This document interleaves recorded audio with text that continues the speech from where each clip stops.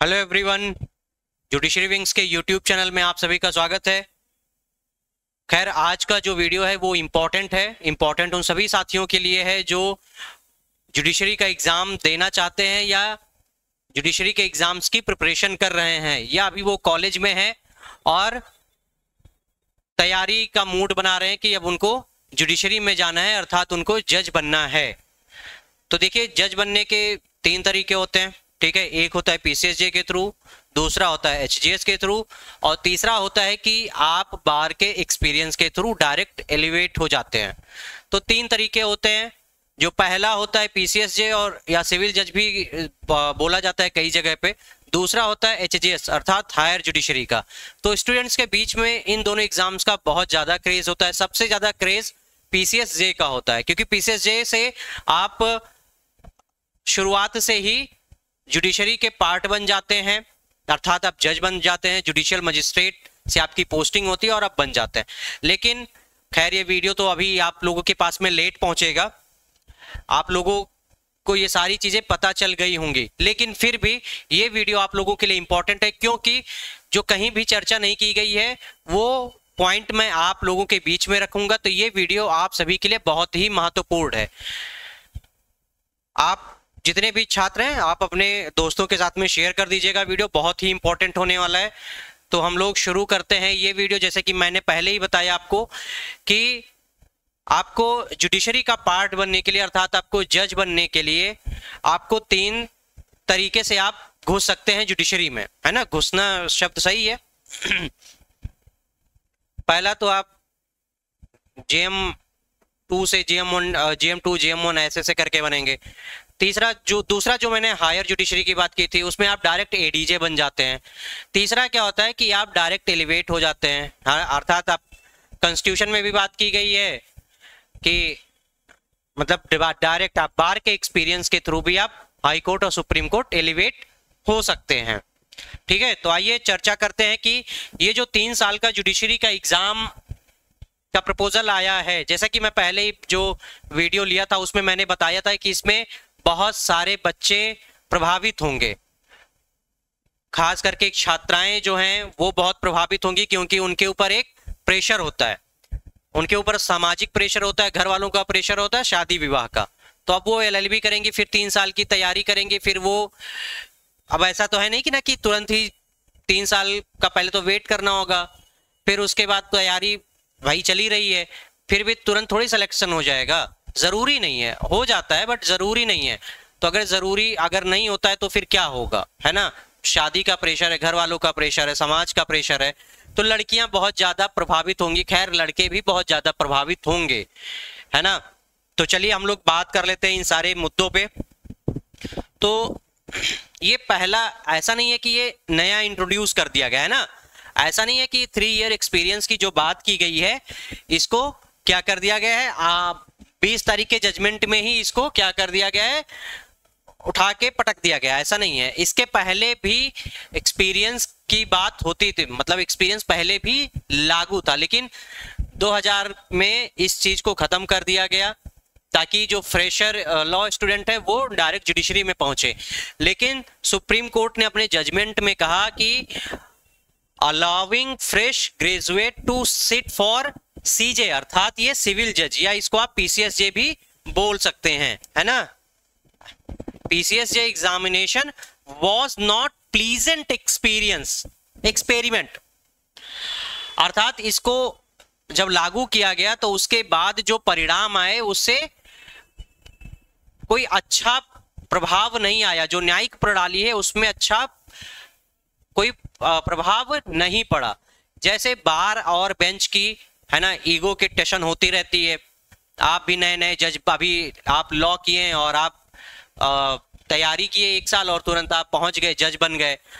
अब फिर एक ईगो का भी मसला आ जाता है। तो बार और बेंच के बीच में ईगो की बहुत लड़ाई होती है, और उसी लड़ाई के चक्कर में जो पेंडेंसी ऑफ केसेस है वो बढ़ते चले जाते हैं। तो और बहुत सारी चीजें ऐसी आई कि बहुत सारे ऐसे जजेस गए जो क्या हुआ कि एक्सपीरियंस नहीं था, तो उनको पता ही नहीं थी चीजें की चीजें चलती कैसे। बुकिश नॉलेज अलग है, और एक एक्सपीरियंस के थ्रू जानना चीजें अलग होती हैं।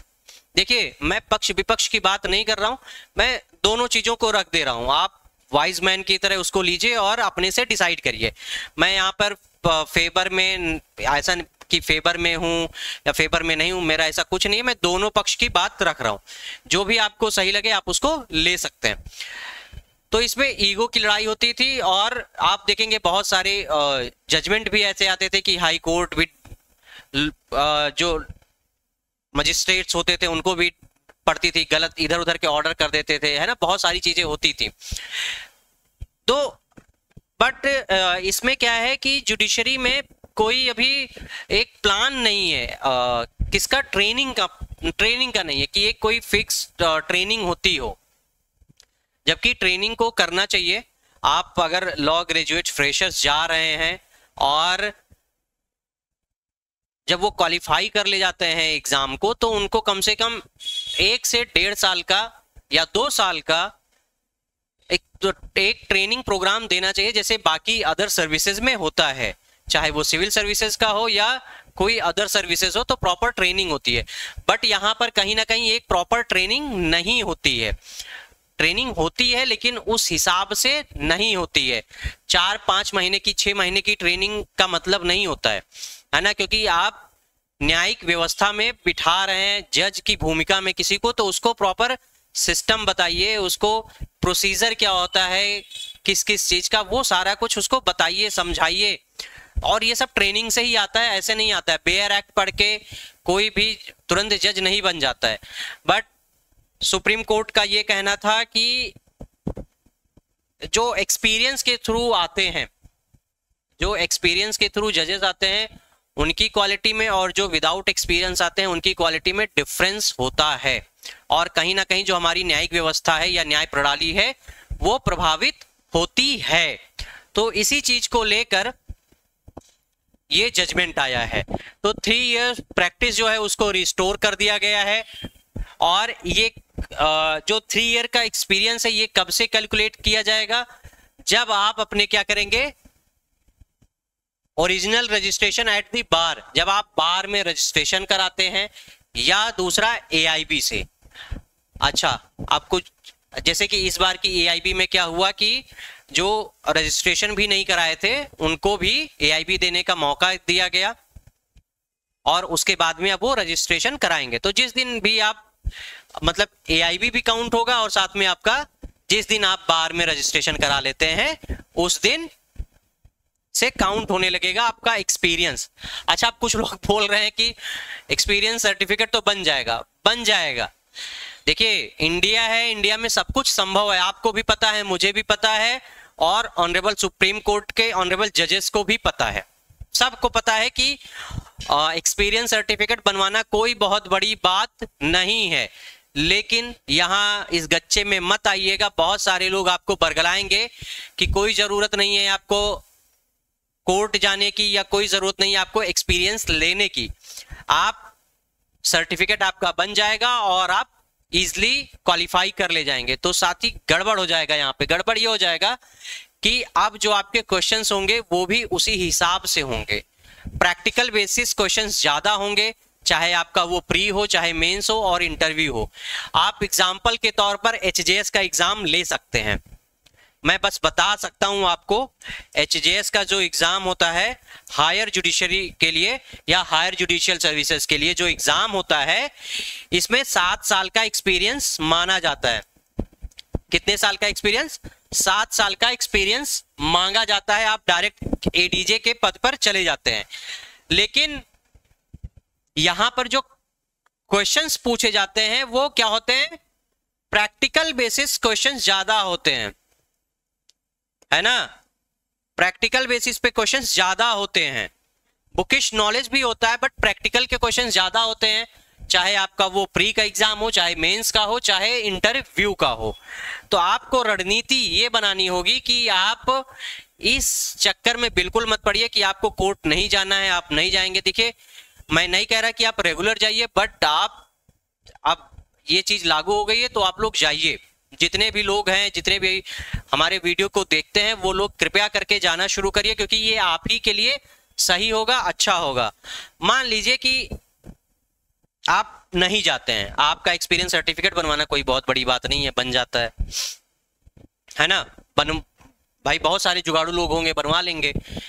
मान लीजिए कि आपसे पूछ लिया गया, या आप हाई कोर्ट में या लोअर कोर्ट में कहीं भी जा रहे हैं, आप हाई कोर्ट में जा रहे हैं, आपसे इंटरव्यू में पूछ लिया गया कि कोई एफआईआर है, एफआईआर, ठीक है, कोई एफआईआर होती है और एफआईआर को क्वैश कराना है। क्या कराना है? क्वैश कराना है। तो इसका प्रोसीजर क्या होगा? अब आप तो गए नहीं है हाई कोर्ट, है ना, तो आपको पता ही नहीं होगा कि एफआईआर क्वैश भी कराई जा सकती है, और एफआईआर क्वैश कराने के लिए कौन सी रिट डलेगी, किस सेक्शन में जाएगा, क्या ये 226 में जाएगा या आर्टिकल 226 या आर्टिकल 227 में जाएगा, या बीएनएस 528 में जाएगा या 529 में जाएगा, कौन सी रिट बनेगी, क्रिमिनल रिट बनेगी, रिट ए बनेगी, रिट बी बनेगी, रिट सी बनेगी, क्रिमिनल अपील बनेगी, मिसलेनियस क्रिमिनल अपील बनेगी, क्या बनेगी, आपको कुछ पता नहीं है। तो मेरे भाई इसीलिए आपको जाना जरूरी है, ताकि जब इस तरीके से, और ये सारे क्वेश्चंस आपसे पूछे जाएंगे, क्योंकि अब जो एग्जाम होगा अब और भी टफ हो जाएगा। अगर आपके बीच में कोई ऐसे अभ्यर्थी हैं जो एचजेएस के लिए प्रिपरेशन कर रहे हैं, और अगर वो इंटरव्यू में क्वालिफाई किए हुए हैं, तो उनसे आप एक बार क्वालिफाई अगर अपीयर भी हुए हैं, तो आप उनसे जरूर पूछिएगा कि टाइप ऑफ क्वेश्चंस कैसे होते हैं प्री मेंस और इंटरव्यू में। तो आपको एक ओवरव्यू मिल जाएगा और आपको पता लग जाएगा कि क्या बात सही है या नहीं। मतलब एक्सपीरियंस बाहर से ले लेना या कोर्ट से ले लेना, कौन सा सही पड़ेगा आपको, ठीक है।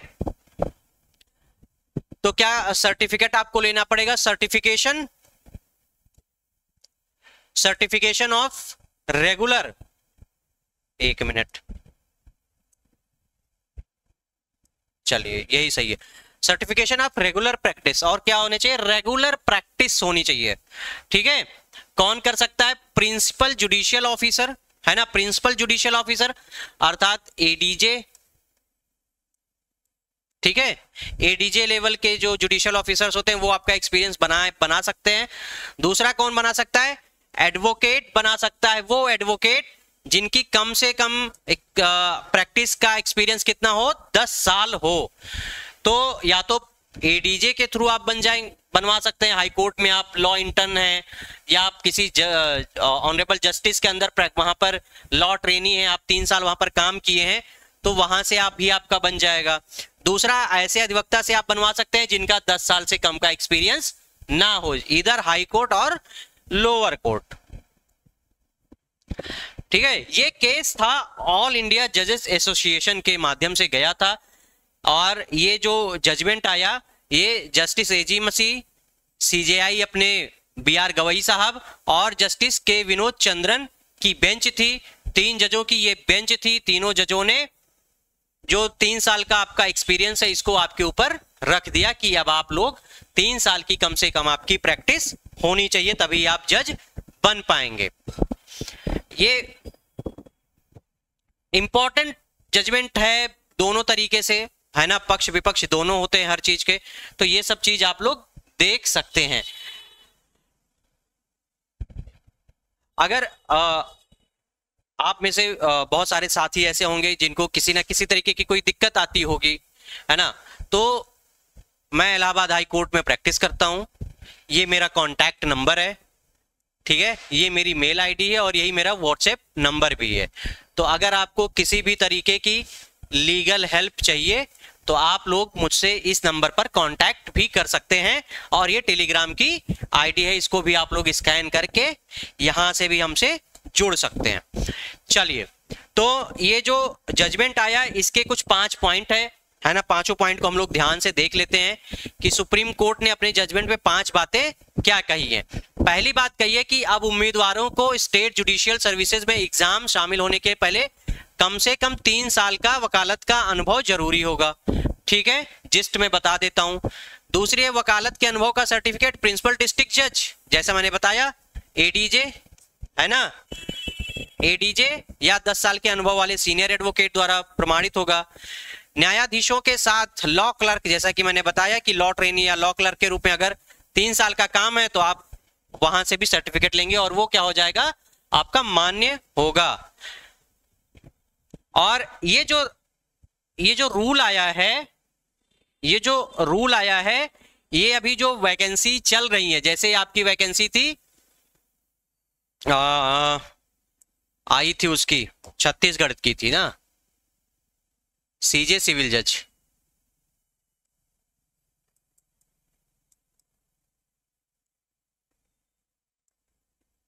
ठीक है, और गुजरात की वैकेंसी थी, उसके बाद में अभी उत्तराखंड की आ गई है, साउथ के एक दो स्टेट की वैकेंसी आई थी, तो अब ये वहां पर लागू नहीं होगी। तो अब जो नई आएंगी वैकेंसियां वहां पर ये लागू हो जाएगी, है ना, जो नई वैकेंसी आएगी वहां पर लागू होगी। और जो जुडिशियल ऑफिसर सब बनेंगे उनके लिए 1 साल का अनुभव, 1 साल की ट्रेनिंग, 1 ईयर की ट्रेनिंग, 1 ईयर की ट्रेनिंग को क्या कर दिया गया है, कंपलसरी कर दिया गया है। अर्थात जो मैं ट्रेनिंग की बात कर रहा था उसको क्या कर दिया गया है, कंपलसरी कर दिया गया है। अर्थात 3 साल का आपका अनुभव होना चाहिए, फिर आप एग्जाम देंगे, फिर 1 साल का आपका ट्रेनिंग होगा, after that you will be appointed as civil जज, ठीक है। तो ये रही कि पूरी हमारी बातचीत। आपको वीडियो अच्छा लगा हो तो अपने दोस्तों के साथ में शेयर कर दीजिए, और जैसा कि मैंने पहले ही बताया है कि इधर उधर से सर्टिफिकेट बनवाने की कोशिश मत करिएगा, कायदे से कोर्ट जाइए, है ना, थोड़ा बहुत सीखने का प्रयास करिए, लंच तक रहिए।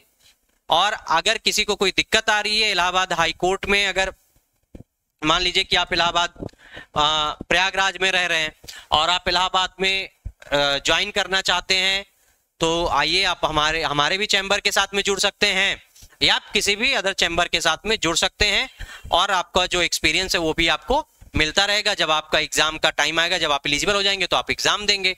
तो चलिए, बहुत बहुत धन्यवाद, मिलते हैं हम लोग नेक्स्ट वीडियो के साथ में, तब तक के लिए शुभ रात्रि।